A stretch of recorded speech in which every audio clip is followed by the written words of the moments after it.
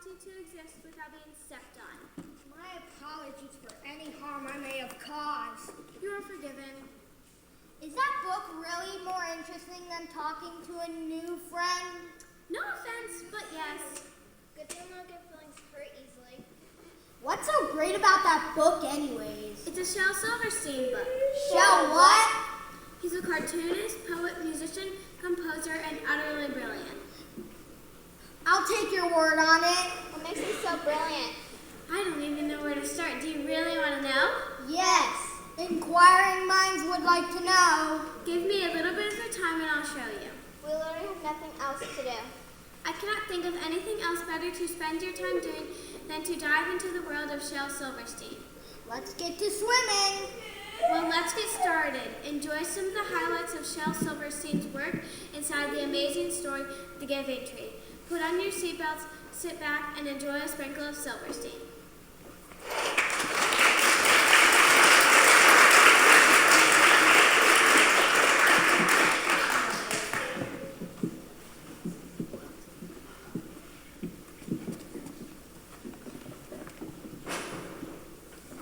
Hello there. It is without further ado that I officially give this invitation to you. This invitation is not one that you can hold in your hands, but words to be spoken and stories to be shared. Stories that I cared enough to write to lift you up when you're down, to teach you life lessons so you don't look like a clown. Here we go. This is the beginning. Take a seat, relax. Here we go. If you're a dreamer, come in. If you're a dreamer, a wisher, a liar, a hoper, a prayer, if you're a magic bean buyer, come. If you're a pretender, come sit by the fire. For we have some flax flowing tales to spin. Come in, come in.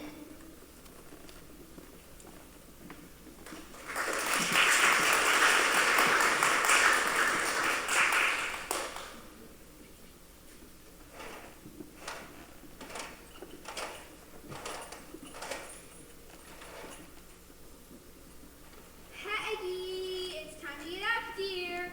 We have lots of terribly important things to do today. I cannot go to school today. I have the measles and the mumps, a gash, a rash, and purple bumps. My mouth is wet, my throat is dry.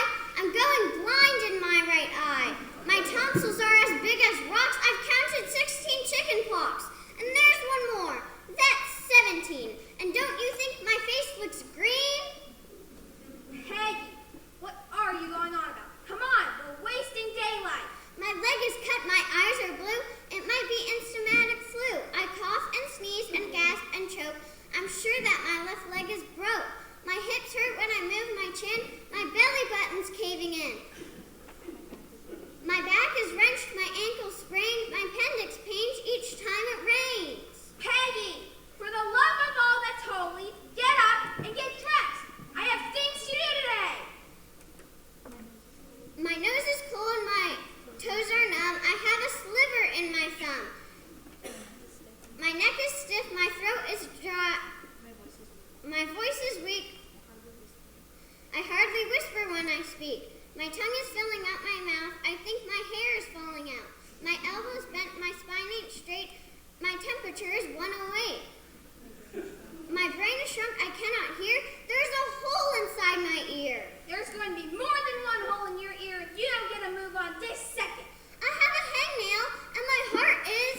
Peggy, I have to pick up some produce from the Easton Farmers Market, and your brother has a baseball game that starts in 30 minutes. What's that? What's that you say? Baseball, farmer's market, and baseball? We only do that on Saturdays. Peggy, you're going to be one very sorry young lady if you don't come out of that bedroom in the next 5 minutes. Coming.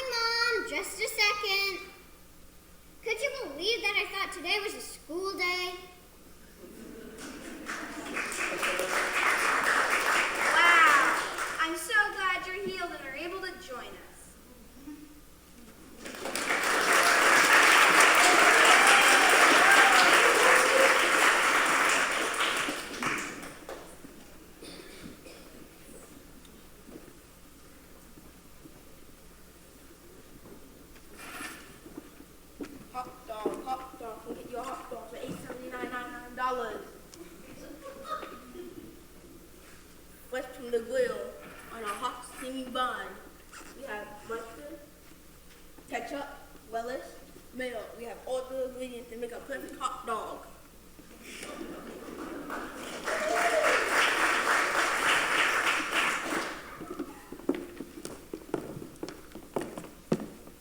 Mom, it's unfair. Coach sent me on the bench for the entire game, all because my stupid sister wouldn't get out of bed. It's not fair. I know, sweetheart, it's not fair. But I would like you to remember you have made some pretty unfair things happen to your sister before, too. Like what? I cannot remember any such occurrence of me doing something mean to my sister. I'm a perfect brother to her always. How about the time you put worms under her pillow? Or the time that you put her hand in warm water while she was sleeping so that she'd wet the bed? And when you hid one of every pair of her shoes so that she had to wear all of the rights on her lefts because she didn't have a single right shoe to her name? Your poor sister was confused about which shoe went on which foot for years because of that stunt. Yeah, Mom. Speaking of the culprit now. Wait, what did I do? It would be easier for me to tell you what you didn't do. Chill, bro. I don't know why you're so mad at me. You should be mad at that coach of yours. Bench for the whole game. Not even 1 second of playtime. Exactly.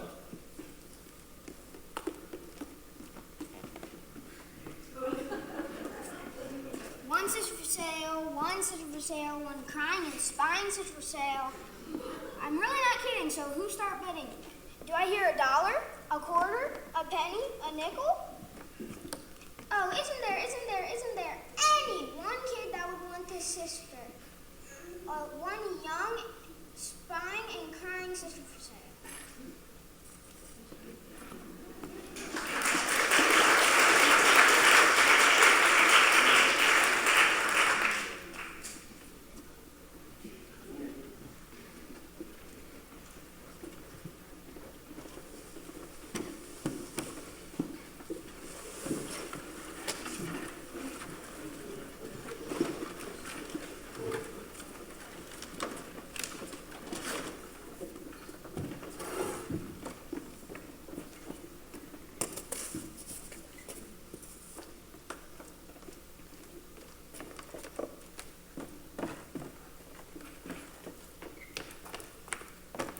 Once there was a tree, and she loved a little boy.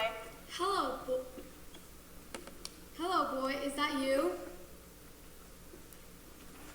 Who else would it be? Who else would it be? Every day the boy would come and gather her leaves and make them into crowns and play king of the forest. How the boy climbed and swung from the tree's branches. He would eat the tree's apples and would play hide and seek. When the boy was tired, he slept in the shade of the tree. The boy loved the tree very much. The tree was happy.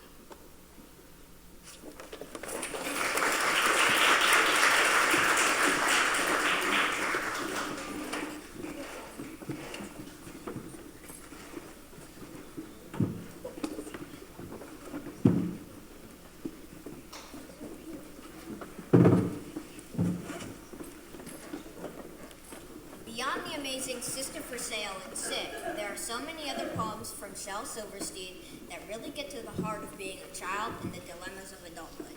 Exactly. Now please enjoy this humorous interlude of Silverstein's poems to help connect the lightheartedness of childhood.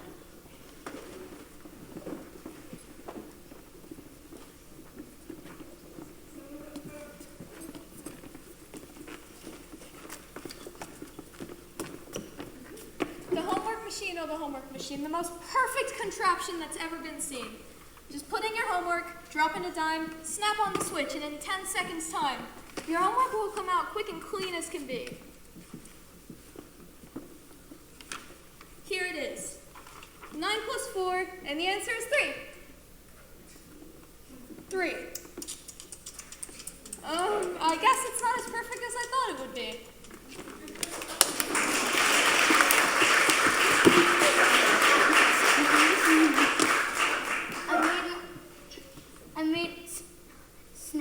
I made myself a snowball as perfect as could be. I thought I'd keep it as a pet and let it sleep with me. I made it some pajamas, a pillow for its head, then last night it ran away, but first it went to bed.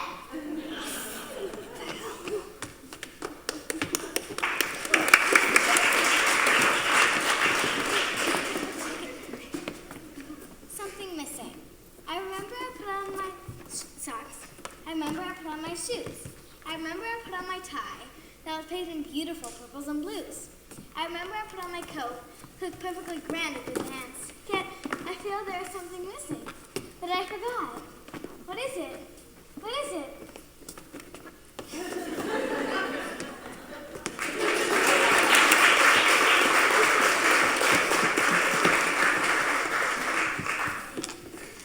Early bird. Oh, if you're a bird, be an early bird and catch worms for your breakfast plate. If you're a bird, be an early bird, but if you're a worm, sleep late.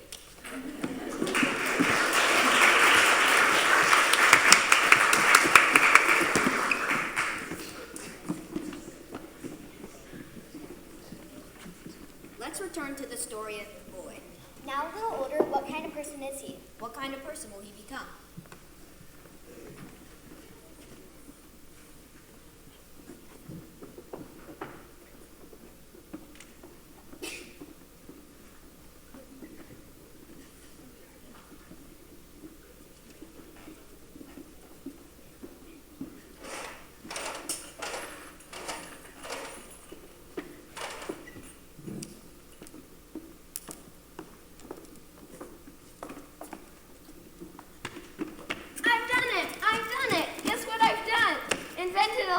Plugs into the sun. The sun is strong. The sun is bright enough. The bulb is strong enough. But oh, there's only one thing wrong. The cord ain't long enough. Hey, where were you last night? We wanted to play a pickup game of baseball, but you were nowhere to be found. My parents made me wash the dishes. It took forever. I tried to explain that the guys had a baseball thing going on, but no, parents just don't understand. Man, that stinks. Dude, don't you have a dishwasher in your house? Washing dishes by hand is so old school. We do. My parents make me wash the dishes by hand because they say it builds character. I guess it's amateur hour since not one of you has mentioned get out of doing the dishes trick. No such thing. When your parents try to teach you something, there's no getting out of it. If that's what you say. Fine, prove it. If you have to wash and dry the dishes. Such an awful boring chore. If you have to wash and dry the dishes. Instead of going to the store. If you have to wash and dry the dishes and you drop one on the floor, maybe they won't let you wash and dry the dishes anymore. Good one, man.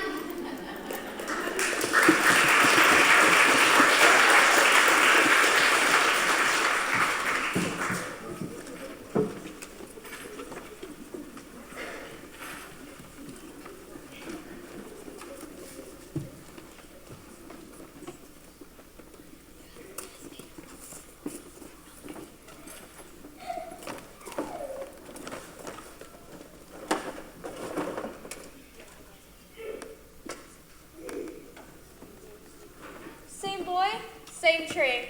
He looks a little older this time. What did you expect to happen? People grow. Don't just stay the same. Come, boy. Climb up my trunk, swing from my branches, eat my apples, play in my shade, and be happy. I'm too big to climb and play. I want to buy things and have fun. I want some money. Now, what do you expect the tree to do with that? I know you've heard the saying, money doesn't grow on trees. Boy, this is an apple tree. What do you expect her to do? Take my apples, dear, and sell them in the city. Then you'll have money and be happy. The boy picked the apples and sold them. The tree was happy. That pesky boy's been away an awfully long time. They say silence is golden, but poor old tree could not see past her loneliness.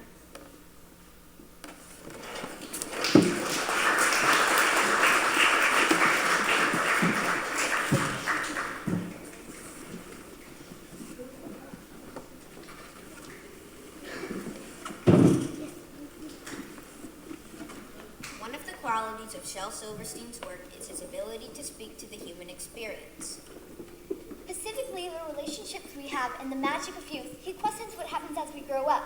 Do we still have the same youthful innocence, wonder, and quirkiness still within the adult version of ourselves? The choices we make every day can cause our past to be formed and our relationships to be forever altered. We see in the character of the tree that she loves the boy just as he is.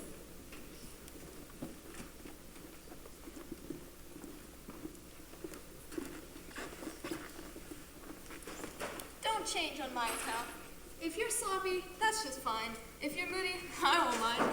If you're fat, that's fine with me. If you're skinny, let it be. If you're bossy, that's alright. If you're nasty, I won't fight. If you're buffalo, that's just you. If you're mean, that's alright too. Whatever you are, it's all okay. I don't like you anyway. How is the boy treating the tree? How is the tree treating the boy? Does the boy have a conscience? Will he choose to travel down the right road? The voice. There is a voice inside of you that whispers all day long. I feel this is right for me. I know that this is wrong. No teacher, preacher, parent, friend, or wise men can decide what's right for you. Just listen to the voice that speaks inside.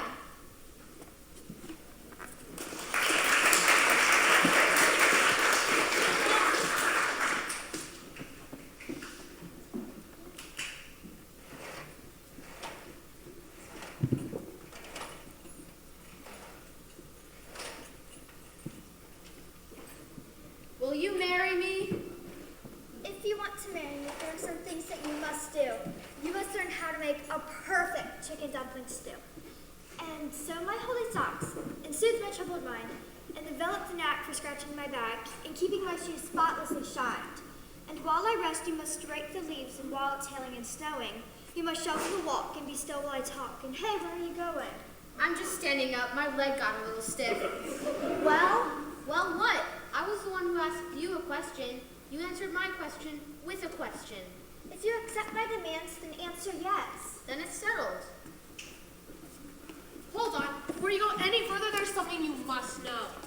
Sarah Cynthia Stout would not take the garbage out.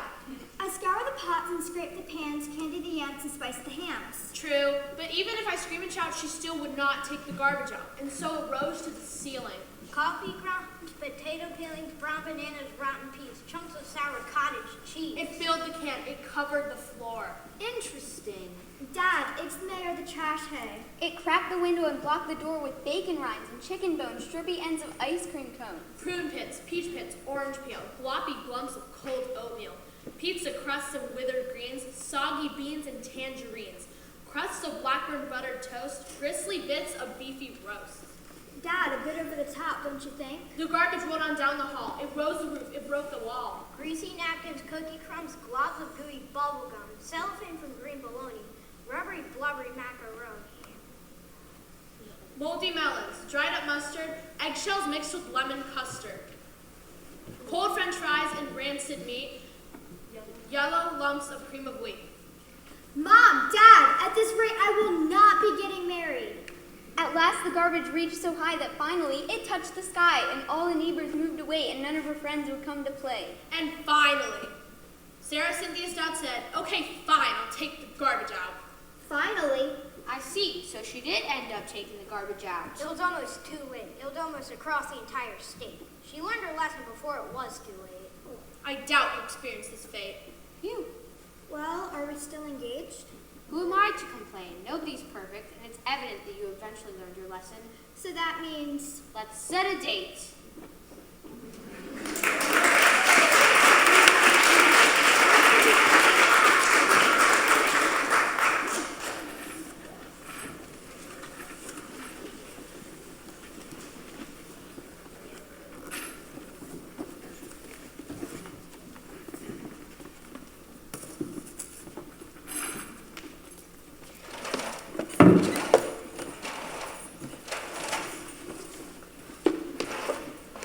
Here comes that good-for-nothing boy. I should give him a piece of my mind. The way he treats his tree is disgusting.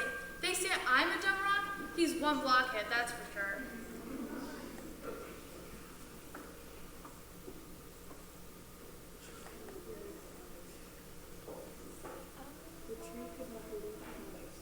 The tree could not believe her eyes. She was so happy to see the boy, she shook with joy. Come, boy, climb up my trunk, swing from my branches, and be happy. I am too busy to climb trees. I want a house to keep me warm. I want wife and children. So I need a house. Only a house? He goes years without one word. Not even a Christmas card. And now what does he want? He wants a house? Unbelievable. I have no house. Of course she doesn't have a house. What do you think she is, some kind of hardware store or construction company? This boy is really something. I have no house. The forest is my home. We may cut off branches and build a house. Then you'll be happy. Thanks, tree. I cannot wait to start my new life. And the tree was happy.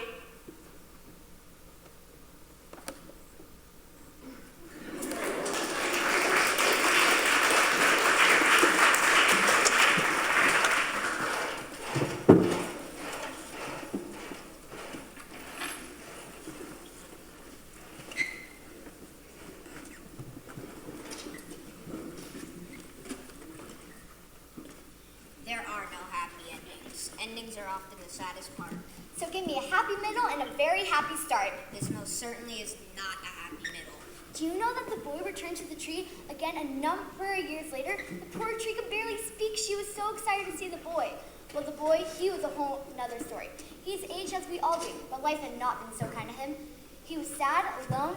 He thought a boat to sail away on would solve all of his problems, but it didn't.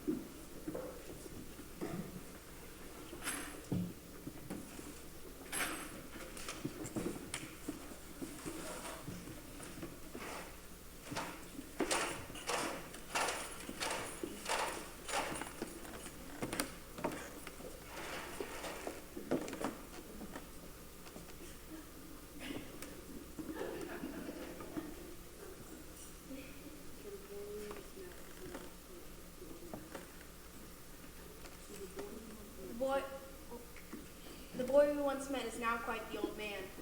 We come upon a young boy on a park bench. Sometimes I drop my spoon. I do that too. I wet my pants.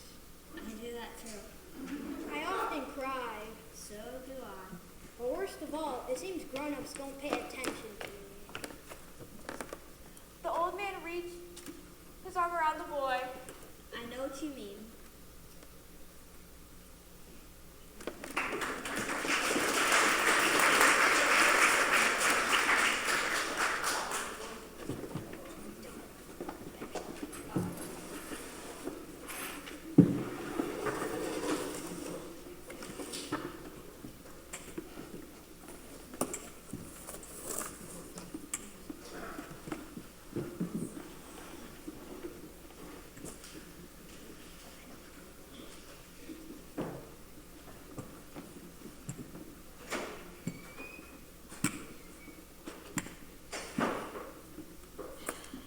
That's it. I've had enough of you.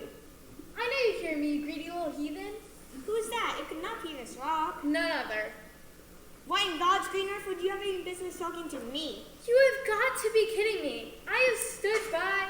I would imagine you would not have many other choices, considering that stones are quite sedentary. I mean, I've never seen a stone get up and walk. Like I was saying, I have witnessed your treatment of trees, and it is nothing but disgusting. First you take her apples, I needed money. then you take her branches. I needed a house. If that's not bad enough, you came back to take her whole trunk. I needed A stinking boat. Do you know that she has nothing left? You brought her happiness beyond belief. All she wanted to do was spend time with you. All you wanted to do was take. Well, guess what? There is nothing left to take. So you better go ahead on your merry way and go take advantage of someone else today. I better watch out. Next thing I know, you're going to ask for a paper weight or stones for your driveway. You're getting absolutely nothing from me. I don't need stones or paper weight, but that does sound nice. I am old and need a quiet place to rest. Don't let you near my friend, the tree. It looks more like a stump nowadays thanks to you.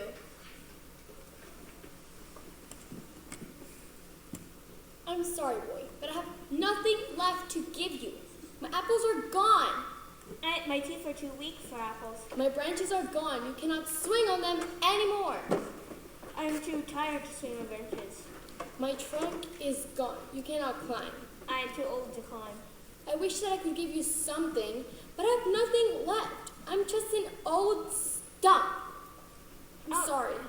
I don't need much, just a quiet place to sit and rest. Well, an old stump is good for sitting and resting. Come, boy, sit down and rest. So the boy sat down. In the end, the tree was happy. Both the tree and the boy found what they've been looking for. Consider this, my friend. No matter whatever or wherever you are, I hope you never question the importance of loyal friends and family. Are you as kind-hearted as a giving tree? Are you as level-headed as a stone? Are you as greedy as a boy? Some of us learn life's lessons quickly, while others need time to rewind and ponder. But still, I'm sure we can all wonder. Have you been the boy? Oh, wrong one. Sorry. Have you been the boy? Have you been the tree?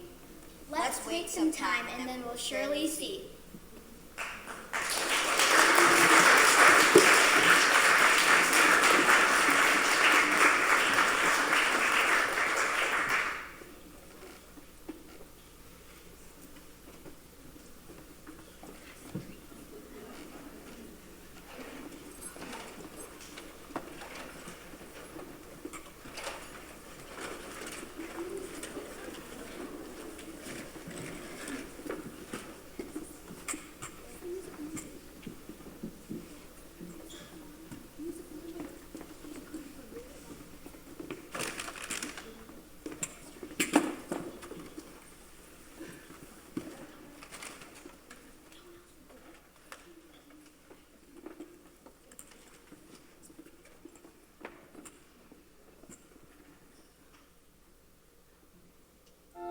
When I grow up,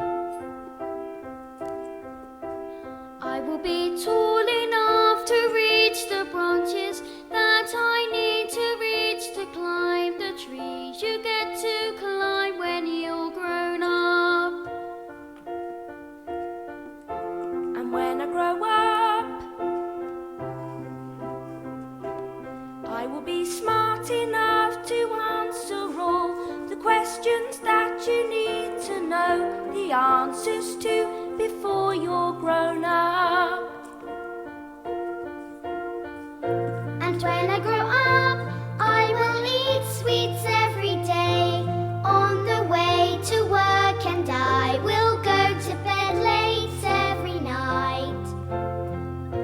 And I will wake up when the sun comes up, and I will watch cartoons until my eyes go square. And I won't care, 'cause I'll be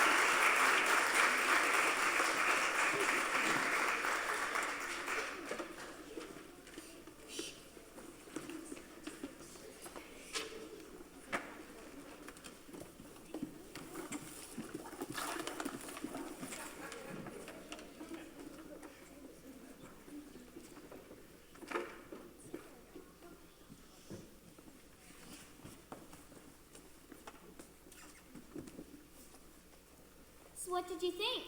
That was deep. So real. I told you Shel Silverstein was the real deal. Hey, maybe we could check him out and read with you a while. This tree's the perfect spot. Right. Here, let me get some of the other books out of my bag and we can dig right in.